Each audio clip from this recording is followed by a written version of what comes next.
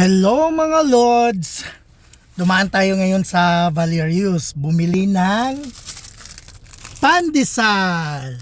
Hulaan nyo guys kung magkano ang isang supot nito.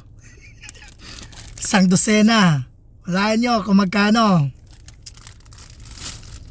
Guys, bumili ako ng dalawang pandesal. Dalawa. Parang ayaw ko nang kumain guys. Alam nyo kung magkano? 6.99 lang naman yung isa. Ayan o. Pandesal lang guys. Magkano? 13.98. Ayan.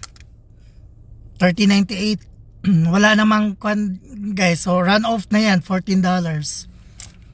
Parang ayaw ko nang kumain. Diyos ko, kaloka. Bye!